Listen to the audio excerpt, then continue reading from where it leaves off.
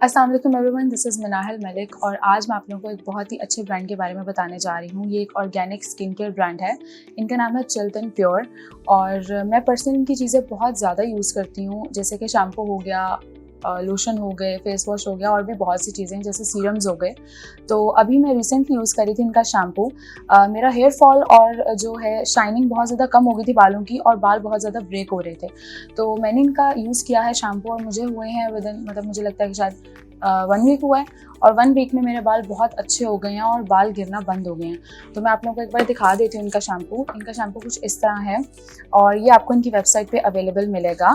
इसके बाद मेरे पास लोशन है। लोशन का ये है कि हाथ पाँव ड्राई हो जाते हैं।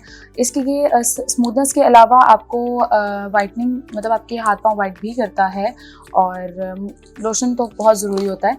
एक जो स्पेशल चीज़ है वो ये है lip and cheek tint. Girls के लिए मुझे लगता है ये बहुत ख़ास होता है क्योंकि अगर इनकेस कभी मेकअप नहीं किया तो आप ये यूज़ कर सकते हो और बहुत ही नेचुरल लुक देता है, फेक लुक नहीं देता। तो आप लोग इनकी आईडी पर ज़रूर जाओ, विज़िट करो और ऑर्डर करो। Thank you so much.